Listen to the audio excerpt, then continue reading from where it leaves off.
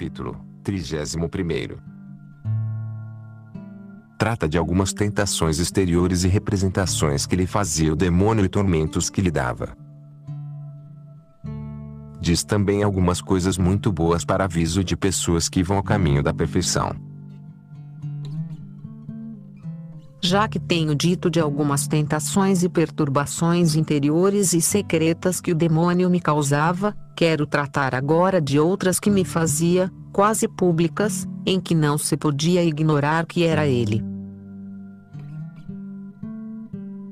Estava eu uma vez num oratório e apareceu-me para o lado esquerdo, em figura abominável. Em especial reparei na boca, porque me falou e a tinha horrenda. Parece-me que lhe saía do corpo uma grande chama, que era toda clara, sem sombra. Disse-me de modo terrível que o bem me tinha libertado de suas mãos, mas que ele me faria voltar a elas. Tive grande temor e benzi-me como pude, desapareceu e voltou logo. Por 2 vezes me aconteceu isto. Eu não sabia que fazer de mim, tinha ali água benta e lancei-a para aquele lado e nunca mais voltou. Outra vez esteve 5 horas atormentando-me com tão terríveis dores e desassossego interior e exterior, que julgo que mais já não se podia sofrer. As que estavam comigo estavam espantadas e não sabiam que fazer, nem eu de que me valer. Tenho por costume, quando as dores e o mal corporal são muito intoleráveis, fazer atos interiores conforme posso, suplicando ao Senhor que, se disso for servido, Sua Majestade me dê paciência e permaneça eu assim até ao fim do mundo. Desta vez, como vi tanto rigor no padecer, remediava-me com estes atos e determinações para o poder sofrer. Quis o Senhor que eu entendesse como era um demônio, porque vi ao pé de mim um negrito muito abominável, raivando como desesperado porque perdia onde pretendia ganhar. Eu, quando vi, ri-me e não tive medo. Estavam ali algumas irmãs comigo que não me podiam valer nem sabiam que remédio dar a tanto tormento. É que eram grandes as pancadas que o demônio me fazia dar com o corpo e cabeça e braços, sem eu poder opor resistência, e o pior era o desassossego interior, que, de nenhum modo, podia ter sossego. Não ousava pedir água benta para não causar medo às irmãs e para que não entendessem o que era. De muitas outras vezes tenho experiência que não há coisa de que eles fujam mais para não voltar. Da cruz também fogem, mas voltam. Deve ser grande a virtude da água benta e para mim é particular e muito conhecida a consolação que sente a minha alma quando a tomo.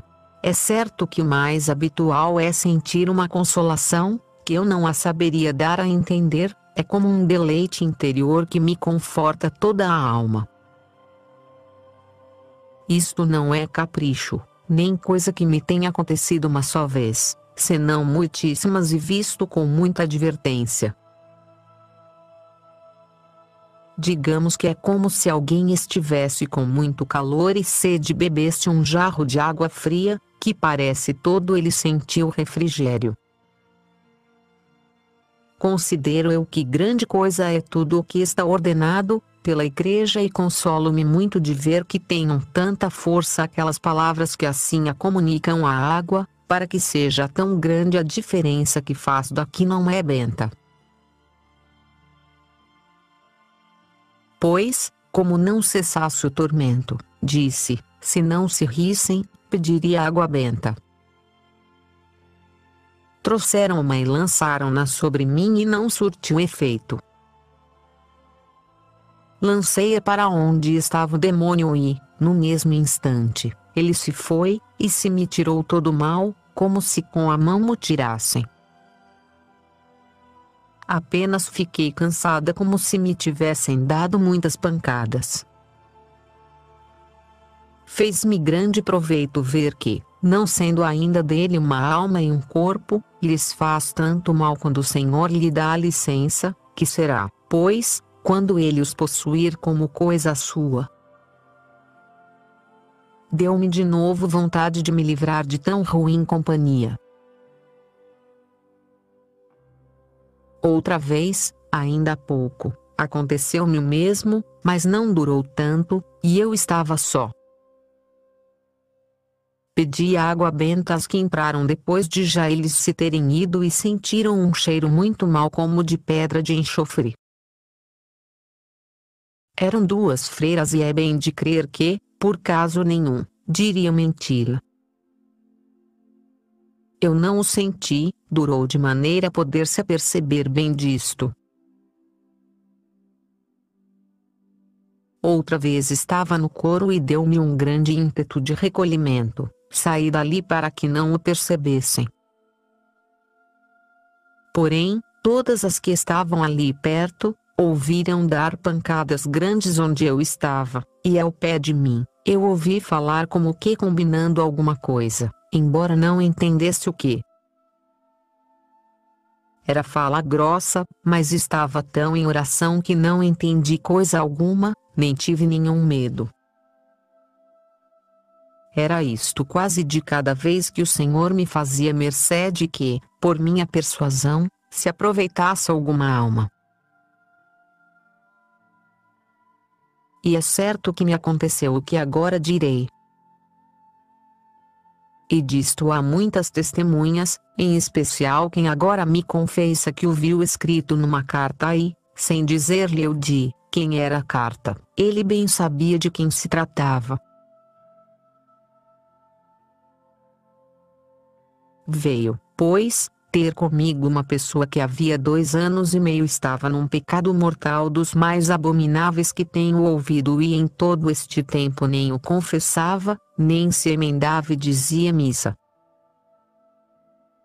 E embora confessasse outros, este, dizia, não havia de confessar coisa tão feia. E tinha grande desejo de sair dele e não se podia vencer a si mesmo. A mim fez-me grande lástima, e ver que se ofendia a Deus de tal maneira deu-me muita pena. Prometi-lhe suplicar muito a Deus lhe pusesse remédio e fazer com que outras pessoas lhe pedissem, pois eram melhores do que eu. Escrevia-lhe por intermédio de certa pessoa a quem ele me disse que podia dar as cartas. E é assim que a primeira se confessou. Pois quis Deus, pelas muitas pessoas muito santas que lhe tinham suplicado, e as quais eu tinha encomendado, usar para com esta alma de misericórdia, e eu, embora miserável, fazia o que podia, tomando muito a meu cuidado. Escreveu-me que estava já com tanta melhoria, que havia dias que não caía nele, mas era tão grande o tormento que lhe dava a tentação que lhe parecia estar no inferno segundo o que padecia. Que o encomendasse a Deus. Eu tornei a pedir a minhas irmãs, por cujas orações devia o Senhor fazer-me esta mercê, que o tomaram muito a peito.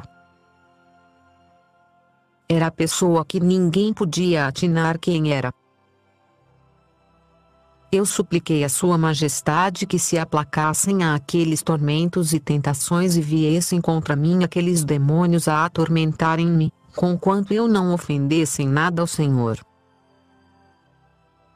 E assim passei um mês de grandíssimos tormentos. Então é que sucederam estas duas coisas que disse. Foi o Senhor servido que eles o deixassem. Assim mo escreveram, porque lhe disse o que eu sofri nesse mês.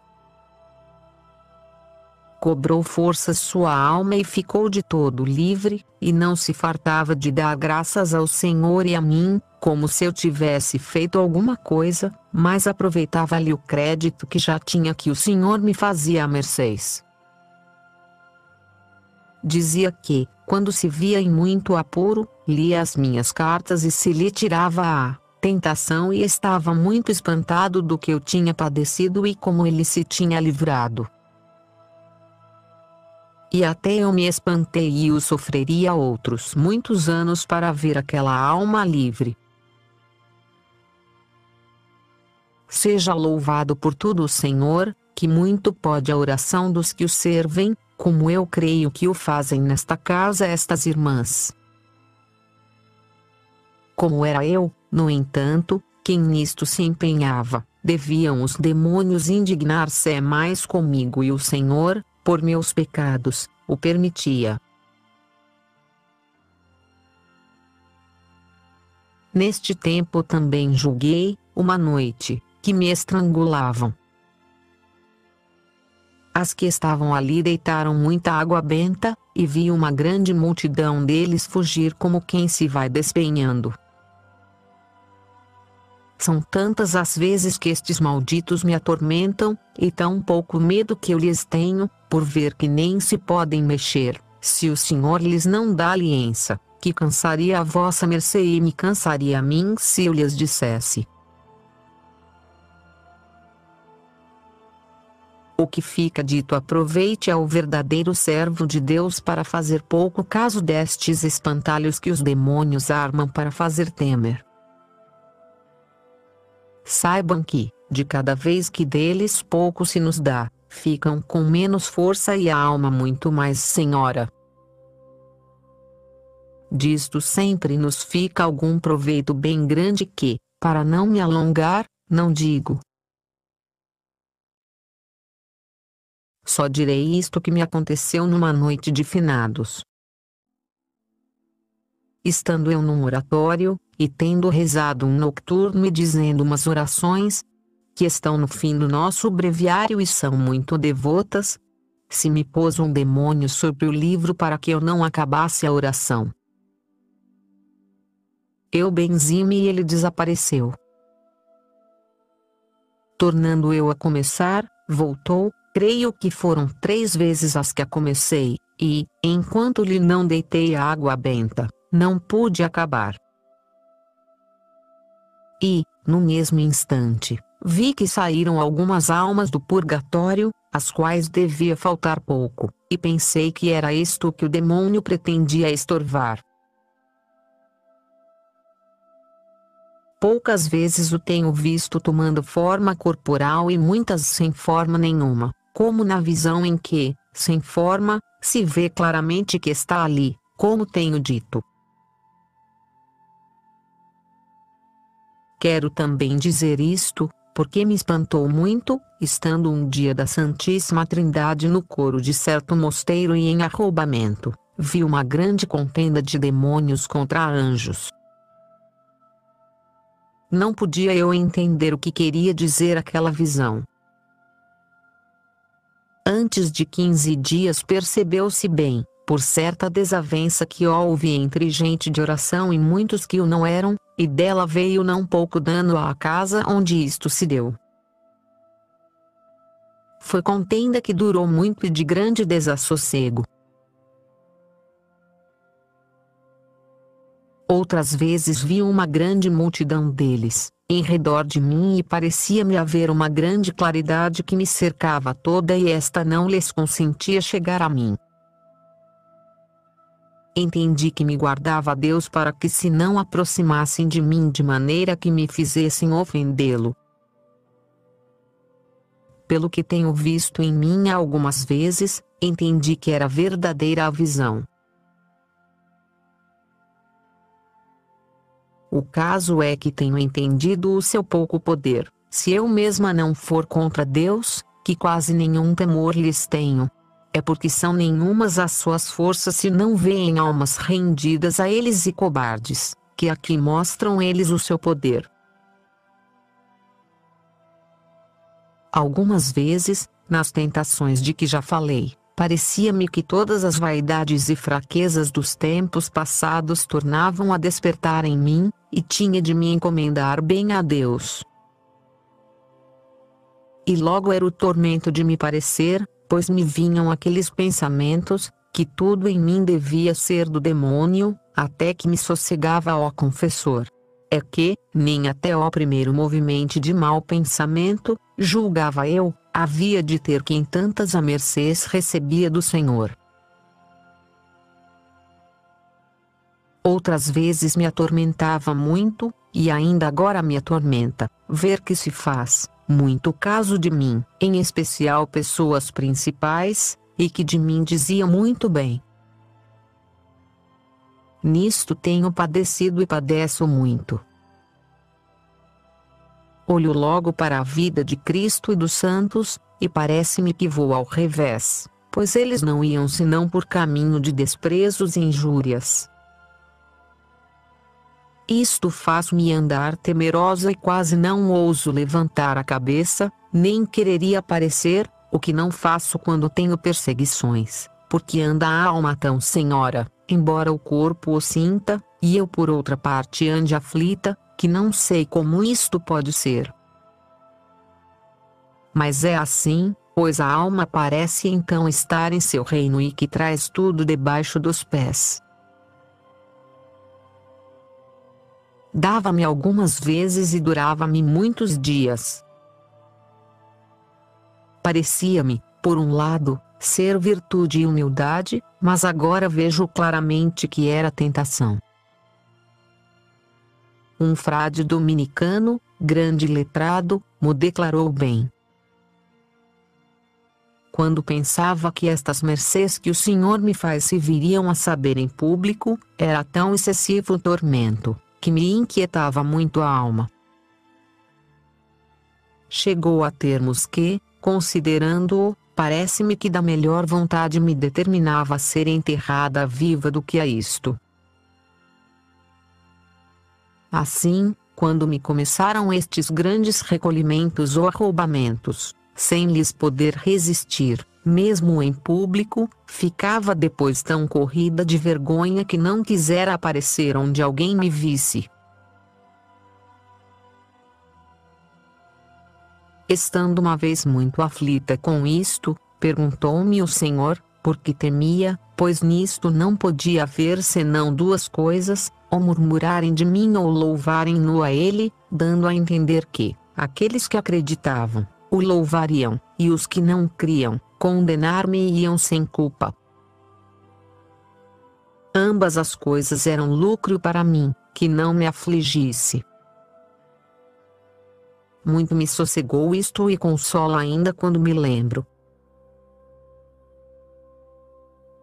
Chegou a termos a tentação de eu me querer ir deste lugar e dotar-me noutro mosteiro muito mais encerrado que aquele em que ao tempo estava, e do qual tinha ouvido dizer muitos extremos. Era também da minha ordem e muito longe, que isso era o que a mim me consolava, estar onde não me conhecessem, mas nunca o meu confessor me deixou. Muito me tiravam a liberdade de espírito estes temores, depois vim a entender que não era boa humildade, pois tanto inquietava. E o Senhor ensinou-me esta verdade: se eu estivesse bem persuadida e certa de que nenhuma coisa boa era minha, senão de Deus, que assim como não me pesava de ouvir louvar outras pessoas, antes gostava e me consolava muito de ver que ali se mostrava Deus, assim tampouco me pesaria que ele mostrasse em mim as suas obras. Também dei no outro extremo, foi suplicar a Deus, e com oração particular, que, quando a alguma pessoa lhe parecesse algo de bem em mim, Sua Majestade lhe declarasse os meus pecados, para que visse, quão sem mérito meu, ele me fazia mercês. Isto desejei-o sempre muito. O meu confessor me disse que não o fizesse, mas até ainda há pouco, se via que uma pessoa pensava muito bem de mim, com rodeios, ou conforme podia, dava-lhe a entender meus pecados, e com isto parece que descansava. Também me puseram muito escrúpulo nisto. Procedia isto, a meu parecer, não de humildade, mas de uma tentação vinham muitas outras. Parecia-me que a todos trazia enganados e, embora seja verdade que andam enganados em pensar que há algum bem em mim, não é meu desejo engana-los, nem jamais tal pretendi, senão que o Senhor por algum fim o permite. E assim, nem até com os confessores, se não visse ser necessário, trataria nenhuma coisa destas, porque me faria grande escrúpulo. Todos estes temorzitos e penas e sombras de humildade, entendo eu agora que era grande imperfeição e de eu não estar mortificada, porque há uma alma que se pôs nas mãos de Deus, tanto se lhe dá que digam bem como mal. Isto, bem entendido, se ela compreendeu bem, tal como o Senhor lhe quer fazer mercê que o compreenda. Que de nada tem. Fie-se de quem lhe o dá, pois sabe a razão por que as descobre e prepare-se para a perseguição, que é certa nos tempos de agora, quando o Senhor quer que de alguma pessoa se entenda que ele lhe faz semelhantes mercês. Há 1000 olhos para uma alma destas, quando para 1000 almas de outra feitura não há nenhum. Na verdade não há pouca razão de temer, e este devia ser meu temor, não humildade, senão pusilanimidade. Pois bem se pode dispor uma alma que Deus permite que assim ande nos olhos do mundo, a ser mártir do mundo, porque, se ela não quiser morrer para ele, o mesmo mundo a matará. Não vejo nele, certo é, outra coisa que bem me pareça, senão isto, não consentir faltas nos bons que, a poder de murmurações, não as aperfeiçoe. Digo que é mister mais ânimo, se não é perfeito, para levar caminho de perfeição, do que para ser logo mártir. A perfeição não se alcança em breve tempo, a não ser aqueles a quem o Senhor quer, por particular privilégio, fazer esta mercê. O mundo, em vendo-o começar, logo quer perfeito e a 1000 léguas lhe percebe alguma falta que, porventura, nele é virtude e quem o condena julga aquilo mesmo um vício e assim o julga no outro. Não há de haver comer, nem dormir, nem, como dizem, respirar, e, enquanto mais o tem, mais se devem olvidar que ainda estão no corpo. Por perfeita que tenham alma, vivem ainda na terra sujeitos às suas misérias, por mais que a tenham debaixo dos pés. E assim, como digo, requer-se grande ânimo, porque a pobre alma ainda não começou a andar e querem que voe, ainda não tem vencidas as paixões e querem que, em grandes ocasiões, esteja tão inteira na virtude como eles leem que estavam os santos depois de confirmados em graça. É para louvar o Senhor o que nisto se padece e ainda para se doer muito o coração, porque muitas almas tornam atrás, pois não sabem as pobrezitas defender-se. E assim, creio, faria a minha, se o Senhor tão misericordiosamente não tivera feito tudo da sua parte, e até que, por sua bondade, Ele não fez tudo, vossa mercê verá que não tem havido em mim senão cair e levantar. Quereria sabê-lo dizer, porque creio se enganam aqui muitas almas que querem voar antes que Deus lhes dê asas. Creio já ter usado de outra vez esta comparação, mas vem bem aqui. Tratarei disto, porque vejo algumas almas muito aflitas por esta causa.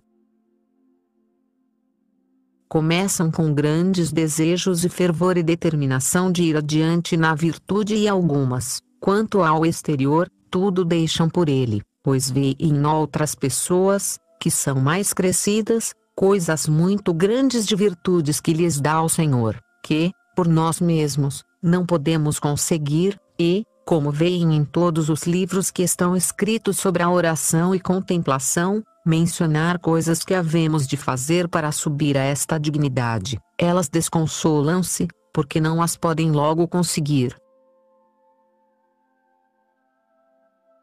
É não se nos dar nada de que digam mal de nós, antes ter maior contento do que quando dizem bem, uma pouca estima de honra, um desapego de parentes que, se não são pessoas de oração, quereria não tratar com eles, pois que antes cansam, e outras muitas coisas deste gênero que, a meu parecer, é Deus que lhes há de dar, porque julgo que já são bens sobrenaturais ou contra a nossa natural inclinação. Não se aflijam, esperem no Senhor, pois o que agora têm em desejo, Sua Majestade fará que cheguem a tê-lo por obra, com oração e fazendo de sua parte o que está nas suas mãos, porque é muito necessário, para este nosso fraco natural, ter grande confiança e não desanimar, nem pensar que, se nos esforçamos, deixaremos de sair com vitória. E, porque tenho muita experiência disto, direi alguma coisa para aviso de vossa mercê. Não pense, embora lhe pareça que sim, que está a ganhar a virtude, se não a experimenta com o seu contrário. E sempre havemos de andar suspeitosos e não nos descuidamos enquanto vivermos, porque muito se nos apega logo o coração, se, como digo, não nos foi já dada de todo a graça de conhecer o que tudo é, e que nesta vida nunca há nada sem muitos perigos. Parecia-me a mim, há uns anos atrás, que não só não estava pegada a meus parentes, senão que me cansavam, e era certo ser assim, pois não podia suportar a sua conversação. Ofereceu-se certo negócio de não pouca importância, e tive de estar com uma irmã minha, a quem eu antes queria muito. E, embora na conversação eu não me afizesse a ela, Porque, ainda que seja melhor do que eu, como tem diferente estado, pois é casada, não podíamos falar sempre naquilo que eu queria, e estava só o mais possível. vi que me davam pena suas penas muito mais que as do próximo, e algum cuidado. Enfim, entendi que não estava tão livre como eu pensava e que ainda tinha necessidade de fugir da ocasião para que esta virtude, que o Senhor me havia começado a dar, fosse em crescimento. E assim, com seu favor, tenho procurado fazer de então para cá. Em muito se há de ter uma virtude quando o Senhor a começa a dar e de nenhuma maneira nos devemos pôr em perigo de a perder. Assim é em coisas de honra e em outras muitas, pois creia vossa mercê que nem todos os que julgam estar desapegados de todo, o estão, e é preciso nunca descuidar nisto. Qualquer pessoa que sinta em si algum ponto de honra, se quer progredir, creia-me e esforce-se contra este atilho. É uma cadeia que não há lima que a quebra a não ser Deus com a nossa oração e fazermos muito da nossa parte. Parece-me que é um liame para este caminho, que eu me espanto com o dano que causa. Vejo algumas pessoas santas em suas obras, que as fazem tão grandes que espantam as gentes. Valha-me Deus! Porque está ainda na terra esta alma. Como não chegou ao cume da perfeição. Que é isto?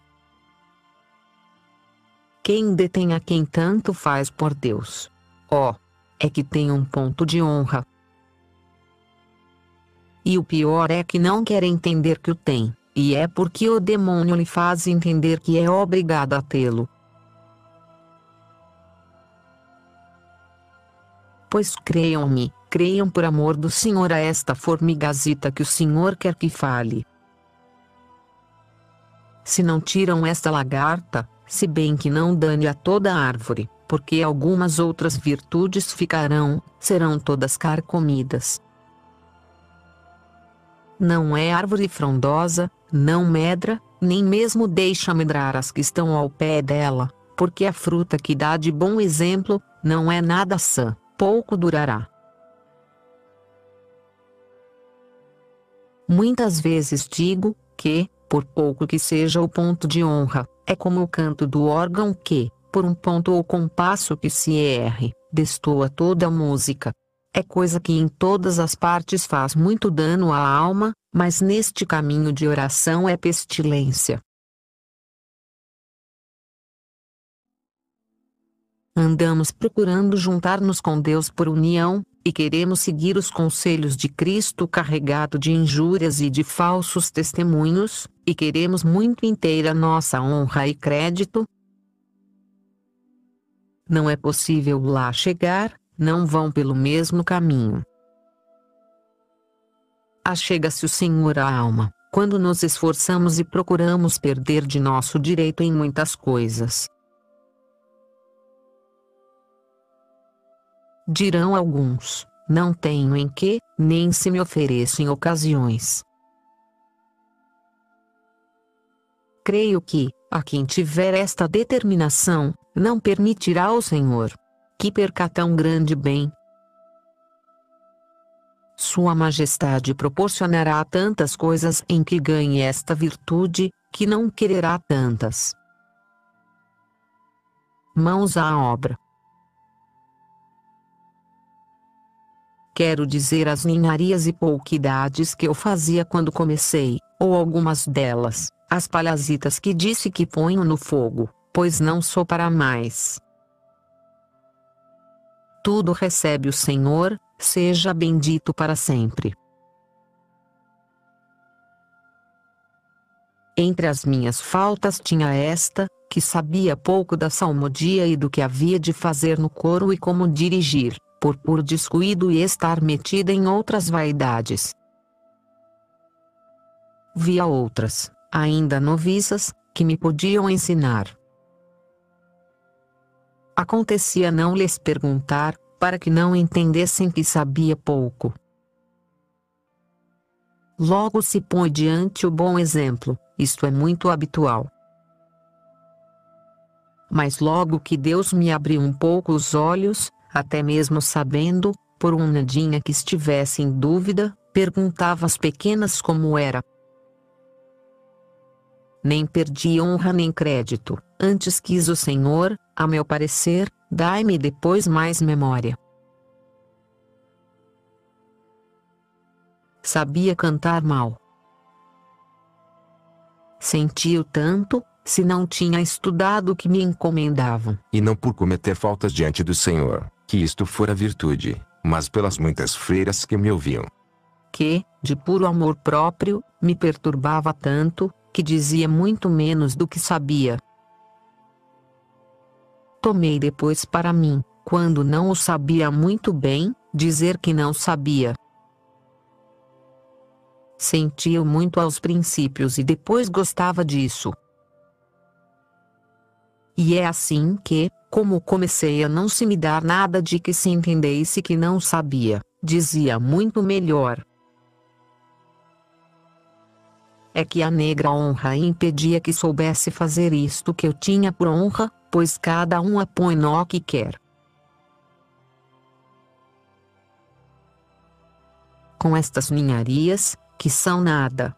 E bem nada sou eu, pois isto me dava pena. Pouco a pouco se vão fazendo atos, e com outras coisas pouquinhas como estas, que, por serem feitas por Deus, lhes dá sua majestade tomo, ajuda sua majestade a coisas maiores. E assim, em coisas de humildade, acontecia-me que, por ver que todas aproveitavam na virtude menos eu, porque nunca fui para nada, das que saíam do couro ia eu recolher e dobrar todas as capas. Parecia-me servir àqueles anjos que ali louvavam a Deus, até que, não sei como, o vieram a saber e não me envergonhei pouco, porque não chegava a minha virtude a querer que entendessem estas coisas, e não devia ser por humildade, mas para que se não rissem de mim, como eram tão nada. Ó Senhor meu! Que vergonha é ver tantas maldades e contar umas aresitas, que nem ainda as levantava da terra para vosso serviço, senão que tudo ia envolto em mil misérias. Não manava ainda a água da vossa graça debaixo destas areias para que as fizesse levantar.